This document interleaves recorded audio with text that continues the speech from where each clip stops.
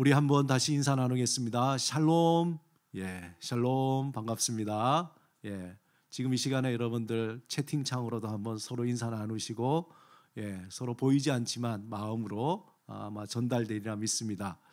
하나님의 그 은혜와 사랑이 여러분의 가정과 또 하시는 일과 자녀들과 모든 일 위에 함께 하시기를 축원합니다. 코로나가 벌써 오늘도 400명 중반 이렇게 돼서 저희가 온라인으로 이렇게 전환하도록 했습니다. 아쉽지만 정말 이게 꺼질 듯 꺼지지 않아서 계속 기도의 제목이 됩니다. 아무쪼록 안정될 때까지 우리가 잘 이 수칙을 유지하면서 또 이것이 낮아져서 우리가 대면 예배로 드릴 수 있도록 기도해야 되겠습니다. 소망의 언어 우리 하도록 하겠습니다. 지난주에 이렇게 하니까 좀 힘이 안 나는 것 같아요. 그래서 소망의 언어 하면은 할렐루야 하고 우리 외치도록 하겠습니다. 소망의 언어 할렐루야. 예수 구원, 예수 생명, 예수 능력, 예수 치유, 예수 소망, 예수 기쁨, 복음의 능력으로 복되게 살자. 아멘. 여러분 매일마다 아침에 일어나서 한번 외치고 하루를 시작했으면 좋겠습니다. 우리가 이 시간에 다시 한번 갈라디아서 2장 20절 우리가 읽도록 하겠습니다. 한 마음으로 시작.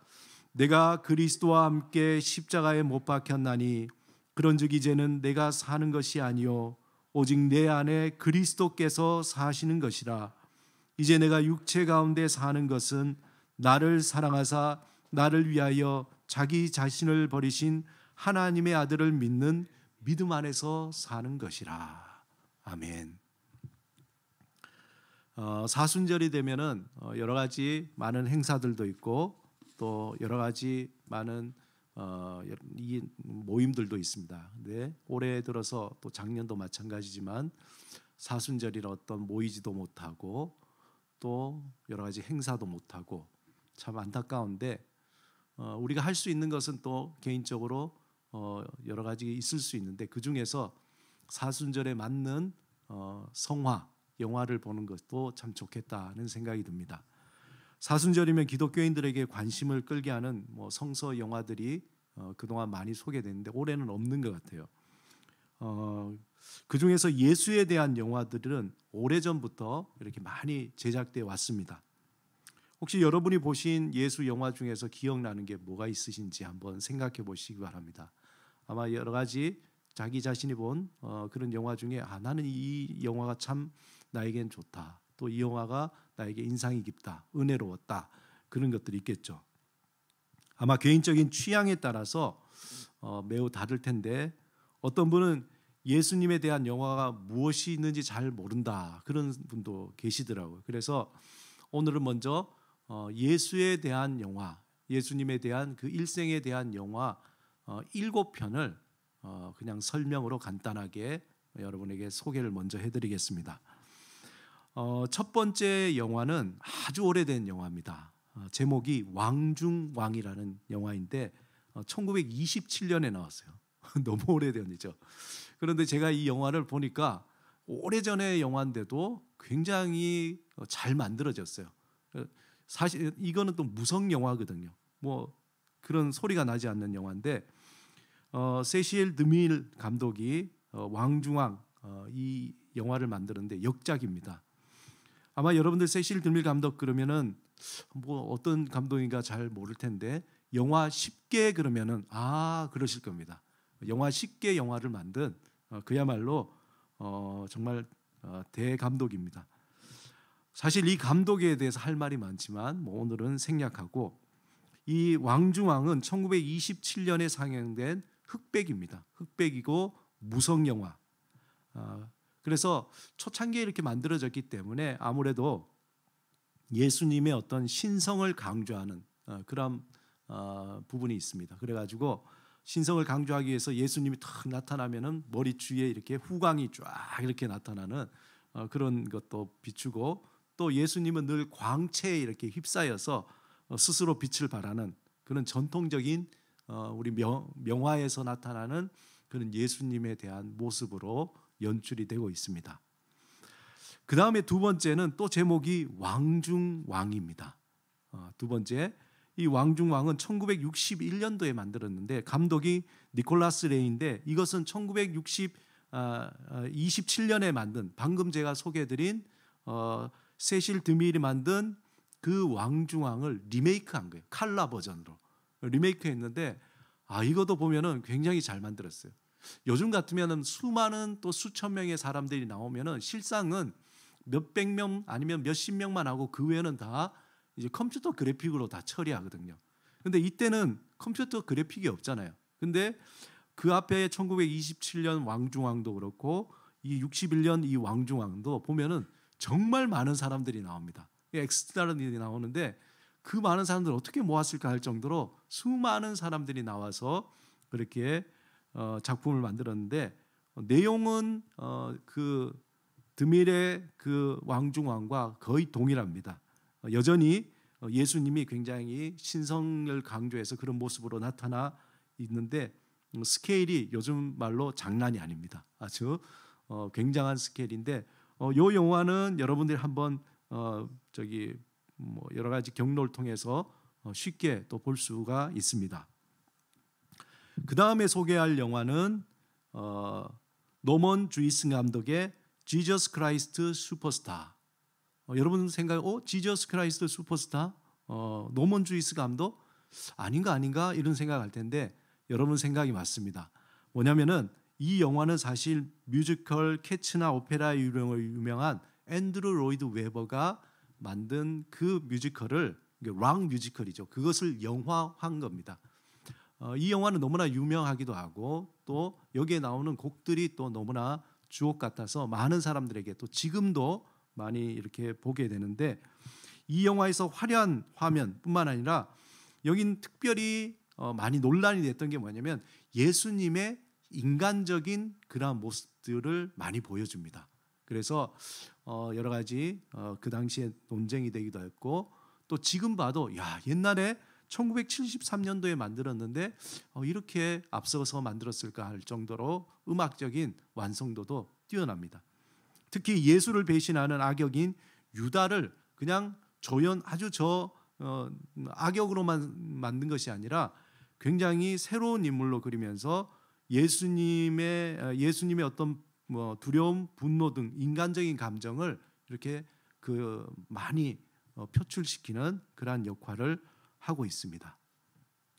그다음 네 번째 소개할 영화는 프랑코 제피넬리의 감독의 시적인 그의 천재성을 보여주는 영화 나사렛 예수입니다.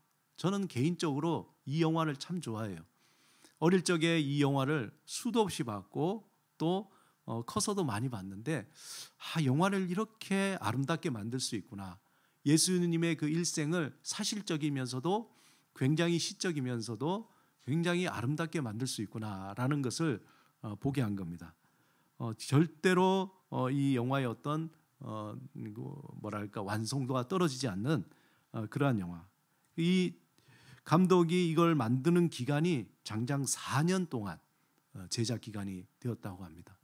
여러분들에게 강추입니다. 나사렛 예수. 그리고 그 한 장면마다 그냥 이렇게 허투루 만든 것이 아니라 그 어떤 미학적인 그 굉장히 완성도가 높은 그러한 작품이라고 저는 생각을 합니다. 그 다음 다섯 번째 여러분에게 소개할 영화는 마틴 스콜세지의 예수의 마지막 유혹이라는 영화인데요. 이 예수의 마지막 유혹은 여러분이 잘 아는 그 유명한 소설 작가 있죠. 니코스 카잔차키스의 그 작품을 바탕으로 마틴 스콘세이지가 만든 작품입니다. 이 영화는 만들어지고 난 뒤에 엄청난 논란이 있었어요. 왜냐하면 내용이 파격적입니다. 얼마나 파격적이냐면은 한번 들어보세요. 십자가에 예수님이 못 박히셨는데 천사가 와서 하나님이 명령했다는 거예요. 이제 너는 인간의 모습으로 그냥 살아라. 그러니까 예수님이 십자가에 못 박혔다가 다시 내려오셔가지고 보통 인간처럼 결혼도 하고 자녀도 낳고 그렇게 살게 됩니다. 그런데 나이가 들어서 죽을 때에 그 천사가 얘기했던 그 명령이 악마의 유혹이었다는 것을 깨닫게 됩니다. 그리고 그 다음에 장면이 있는데 스포하지 않겠습니다. 여러분들이 한번 혹시 이 영화를 보신다면은 정말 이 감독의 천재성도 우리가 볼 수 있는데, 이 영화는 만들어지고 난 뒤에도 10년이 지나서 우리나라에 개봉을 시도했어요. 근데 저도 기억이 나는데 그 개봉한다 그러니까 우리나라 이제 그 교계가 난리가 난 거예요. 특별히 이제 보수적인 교계에서 난리 나서 이 영화는 사탄의 영화다, 상영하면 안 된다 이래가지고 그때 불발이 됐죠. 그리고 난 뒤에 2002년이 돼서야 이것이 개봉이 되었습니다. 그만큼 많은 논란이 있었던 영화인데 또 그만큼 여러 가지 의미도 있는 그런 영화라고 생각이 듭니다. 그 다음에 여섯 번째 여러분에게 소개해드릴 영화는 드니 아르칸 감독의 몬트리올 예수. 참 유명한 영화죠. 몬트리올 예수. 이것은 이제 어떤 예수의 어떤 그런 전형적인 작품이라기보다도 예수님의 그 삶을 현재적 의미로 재해석한 그러한 작품입니다. 그래서 장소도 그렇고 여러 가지 내용도 달라요. 평범한 도시인 캐나다 몬트리올을 배경으로 해서 종교적 어떤 신념과 확신을 찾고자 하는 젊은 연극인 다니엘이 몬트리올 교회로부터 연극 연출을 의뢰받게 됩니다. 그리고 제안을 받으면서 여러 가지 일어나는 그러한 일들을 그린 작품입니다. 굉장히 그 작품성도 있고 또 여기도 논란성도 있어요. 그런데 굉장히 의미 있는 그러한 작품입니다. 그 다음에 일곱 번째 소개할 영화는 너무나 유명한 영화죠. Passion of Christ. 예수님의 그 마지막 12시간 마지막 12시간을 담은 이야기죠. 멜 깁슨이 이걸로 아주 배우뿐만 아니라 감독으로도 일약 스타가 됐는데 돈도 많이 벌고 그랬던 영화입니다. 아마 예수의 이야기를 바탕으로 해서 한 영화 가운데 가장 널리 알려지고 성공한 작품 가운데 하나라고 생각이 듭니다. 그 당시 이제 보면은 상영 당시 그 극장 안이 거의 다 부흥했다고 그러죠. 예수님이 막 고난받고 채찍질 당할 때 우리 권사님, 집사님들이 그걸 보면서 막 울면서 거의 기도가 일어나고 그랬다고 합니다. 근데 이제 너무도 그 예수님이 고난받는 장면이 너무 리얼해가지고 너무 리얼해서 당시에 잔혹성 논란까지 일었습니다. 그래가지고 여러분들 청소년들은 보지 못하도록 R등급을 받았어요. R등급. 그런데 우리나라는 다 같이 봤죠. 그런 어떤 유명한 영화인 Passion of Christ. 이 외에도 여러 가지 요즘에 이제 많이 또 새로운 어떤 관점으로 나오는 영화들이 있는데 그 중에서 The Nativity라는 영화, 이 탄생이란 뜻이죠. 예수님의 그 탄생을 그린 위대한 탄생. 그 다음에 몇 해 전에 이제 아주 유명했던 Son of God이라는 영화. 그 다음에 이제 또 예수는 역사다. 이제 어떤 한 시카고 트리뷴의 기자가 그 예수님의 그 부활이 사실이 아님을 증명하기 위해서 하다가 본인이 이제 예수님을 오히려 믿게 되는, 이건 사실을 바탕으로. 근데 이분은 지금 미국의 이제 교회의 목사님으로 이렇게 활동을 하고 있습니다.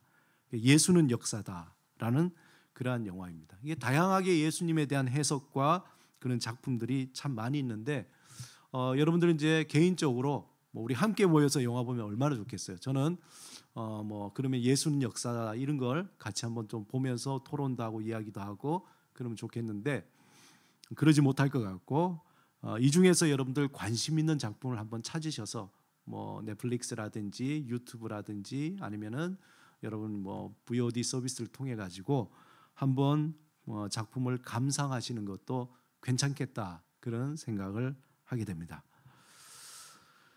우리는 예수에 대한 관심이 많이 있죠. 그리고 우리가 매주일마다 예배 때마다 예수님을 고백하는 사도신경으로 고백을 하게 됩니다. 그런데 사도신경을 고백할 때에 우리가 늘 고백하는 그 구절이 있잖아요. 나는 그의 유일하신 아들 우리 주 예수 그리스도를 믿습니다. 그렇게 고백합니다. 여기에서 우리가 고백하는 그 예수, 세상 사람들도 관심 있어 하고 또 많은 사람들이 주목하고 있는 그 예수, 그런데 우리가 고백하는 그 예수에서 주 예수 그리스도, 이 말에 대해서 우리가 한번 또 생각해 보면은 주라는 것이 뭡니까? 히브리어로는 이 주라는 것은 아도나이라는 것이거든요. 왜냐하면은 유대인들은 하나님을 함부로 하나님이라 부를 수 없습니다. 그렇기 때문에 하나님의 이름 대신에 주님이라고, 아도나이라고 그렇게 부른 것이죠. 그리고 신약에서는 이 아도나이, 주라는 말이 큐리어스라는 말입니다. 그 구체적인 뜻이 뭐냐면 빌립보서 2장 9절에서 11절에 보면은 이러므로 하나님이 그를 지극히 높여 모든 이름 위에 뛰어난 이름을 주사 하늘에 있는 자들과 땅에 있는 자들과 땅 아래에 있는 자들 모든 무릎을 예수의 이름에 꿇게 하시고 모든 입으로 예수 그리스도를 주라 시인하여 하나님 아버지께 영광을 돌리게 하셨느니라. 예수 그리스도를 주님이라, 나의 아도나이라, 나의 큐리오스라, 나의 모든 삶의 주인이시라, 그렇게 고백하도록 했다는 거죠. 그리고 예수라는 그 이름을 우리가 너무나 잘 아는데 이 예수라는 이름의 뜻이 뭡니까? 그 뜻은 여호와는 구원이시다, 여호와는 구원이다 라는 뜻이죠. 히브리어로는 사실상 예수와, 우리가 여호수아 그러잖아요. 또 호세아, 이 다 같은 말입니다. 이게 이제 히브리 발음이고 그것이 뜻이 여호와는 구원이시다라는 거죠. 그래서 주 예수라 그럴 때에 그것은 나의 주님이시고 또한 나의 구원이시다라는 거죠. 그리고 그리스도라는 말은 무슨 말입니까? 그리스도는 구약으로 말하면은 그 말이 머사야, 메시아라는 뜻입니다. 메시아. 헬라어의 말이 바로 그리스도인데 그 뜻은 기름 부음 받은 자라는 뜻이에요. 우리가 잘 알듯이 구약에서 기름 부음 받은 자는 세 가지로 나눌 수 있는데 첫째는 제사장, 둘째는 선지자, 셋째는 왕입니다. 먼저 모든 이 제사장, 선지자, 왕은 왜 기름 부음을 받았는가? 그들은 다 하나님을 대행해서, 하나님 대신해서 그 역할을 감당했던 사람들입니다. 먼저 제사장의 권한이 무엇인가? 그들은 하나님을 대신하여 죄를 사하는 속죄권을 가지고 있는 거죠. 제사장. 두 번째, 선지자는 하나님을 대신해서 말씀을 선포하는 자입니다. 세 번째, 왕은 두 가지가 있는데 하나님을 대신해서 통치한다, 다스린다. 그리고 두 번째는 하나님께 탄원하는 자죠. 그래서 예수님을 그리스도라고 얘기할 때에 예수님은 우리의 죄를 사해 주시는 하나님 뿐만 아니라 우리에게 말씀하시는 하나님, 그리고 우리의 삶을 다스리시고 또한 우리의 모든 간구를 우리를 대신해서 하나님께 아뢰는, 간구하는 분이시다라는 뜻이죠. 그래서 이 모든 것을 통합해서 예수님이 하나님과 인간 사이에 중보자가 되신다라는 말입니다. 그래서 우리가 매번 고백하는 주 예수 그리스도라고 할 때에 그 의미를 우리가 알고 그리고 날마다 고백하고 의지해야 됩니다. 우리의 주인이 되시며 또한 우리의 구원자가 되시며 또 우리의 죄를 사해 주시고 우리에게 말씀을 선포해 주시며 또한 우리를 다스리시고 우리의 간구를 주님께, 하나님께 드리는 그러한 예수 그리스도, 주 예수 그리스도를 우리가 온전히 알고 그리고 그 마음을 다해서 고백해야 된다는 것입니다. 한 가지 더 우리가 있는데 우리가 예수님을 고백할 때에 그분은 유일하신 하나님의 아들이라고 고백하잖아요. 유일하신 하나님의 아들. 이 말은 예수님이 하나님과 본성이 똑같다는 겁니다.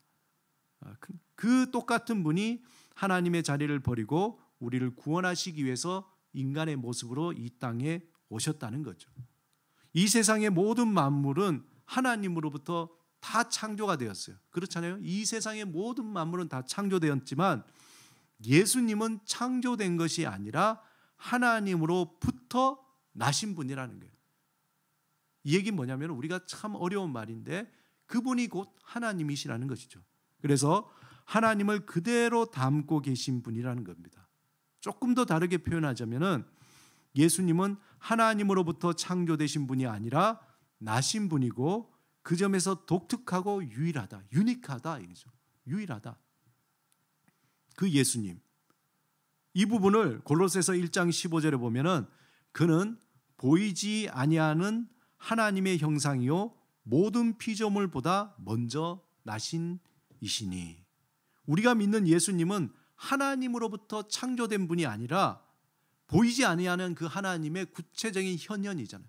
형상이요 모든 피조물보다 먼저 있었다는 겁니다. 우리가 믿는 예수님은 바로 그런 분. 그분이 이 세상의 시간 속으로 들어오신 거예요. 이 세상의 시간 속으로 들어오셔서 우리를 구원해 주기 위해서, 우리를 죄에서 구원해 주시기 위해서 시간 속에 들어오신 유일한 존재, 그리고 유일하신 하나님의 모든 것을 알고 행하시고 완성시키는 분이 예수 그리스도 그분이라는 것이죠. 그 유일하신 하나님을 믿고 구원받은 자는 하나님의 자녀가 된다, 양자가 된다라고 되어 있습니다. 그래서 우리는 하나님을 이제는 아바, 아버지라고 부를 수 있게 된 겁니다. 우리가 잘 아는 로마서 8장 14절 16절에 그 고백이 뭡니까? 무릇 하나님의 영으로 인도함을 받는 사람은 곧 하나님의 아들이라.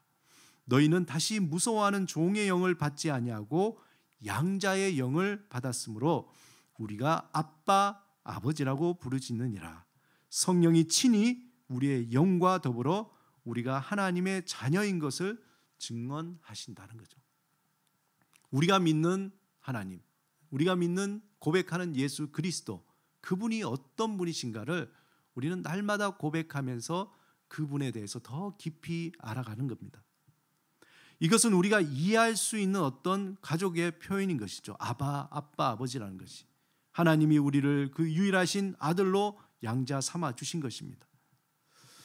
예수님이 이제 이 세상의 시간 속으로 들어온 것처럼 우리가 예수 그리스도를 영접할 때 그 예수님이 우리 안에 들어오시는 거예요. 우리 삶 속에 들어오셔서 이제 나와 함께 살아가시는 거예요. 내 안에 살아계시는 거예요. 그 예수님이 내 안에 살아계시는 거예요. 바로 그분이 내 안에 오셔서 살아계시고 나와 함께 하시며 나의 삶에 동행하신다는 것입니다. 이전에는 우리가 어떻게 살았습니까? 나 혼자 결정하고 나 혼자 모든 일을 행하고 나 혼자 무엇이든지 감당하려고 그렇게 해봤잖아요. 하지만 이제는 내 안에 살아계신 예수 그리스도와 함께 결정하고 함께 무슨 일이든지 하고 함께 모든 것을 감당하면서 살아가는 것이 새로운 삶이라는 거예요. 그것이 바로 갈라디아서 2장 20절에 나오는 내 안에 살아계시는 예수 그리스도라는 거죠. 어떤 분은 이렇게 얘기해요. 목사님, 그러면 굉장히 부담스러운데요. 제 개인적인 삶이 없잖아요. 저는 개인적인 삶으로 나 혼자의 삶을 좀 즐기고 싶은데 예수님이 내 안에 계신다면은 모든 것을 아시면 감시하시고 참견하시고 그럴 것 아닙니까? 그런 얘기를 할 수가 있습니다. 과연 그럴까요? 여러분은 만약에 예수님이 우리 안에 살고 계시지 않다면 여러분 안에는 누가 살고 있습니까? 예수 밖에 있을 때 우리가 혼자 있었다고 생각하신가요? 우리가 예수 밖에 있을 때는 공중 권세 잡은 자, 즉 어둠의 권세와 함께 살아갔다는 겁니다. 그가 우리의 삶을 감시하고 우리의 삶을 간섭하고 또 우리를 평안의 길이 아니라 멸망의 길로 우리를 이끌어갔던 것을 기억해야 합니다. 예수 그리스도가 내 안에 살아계시다는 것은 우리의 삶에 군림하거나 또 우리의 삶을 방해하거나 감시하려는 것이 아니라는 겁니다. 우리 안에 살아계신 예수는 우리를 격려하고 위로하고 또한 보호하고 우리를 살리려고 우리 안에 생명으로 살아계신 겁니다. 그러므로 우리가 더 적극적으로 예수님과 동행하는 삶을 살아갈 때에 우리의 삶이 자꾸 살아나는 거예요. 예수님과 함께 살아가는 삶, 그 삶을 통해서 우리의 삶이 살아나는 겁니다. 우리는 더욱 자유함과 기쁨을 경험하게 되며 과거의 후회나 미래의 두려움에서 헛된 소망을 쫓아가지 않고 지금 여기에 임하시는 그 하나님의 은혜와 복을 누릴 수 있는 능력을 얻게 되는, 그것이 바로 복음의 능력이에요. 그것이 복음의 능력입니다. 우리가 예수님과 동행하며 살아가면 살아갈수록 놀랍게도 이전에 알 수 없었던 내가 누군가를 더 분명하게 아는 거예요. 내가 사랑받는 자여 뿐만 아니라 하나님이 나를 이렇게 신묘막측하게 이 땅에 보내시고 만드셨구나라는 것을 알게 됩니다.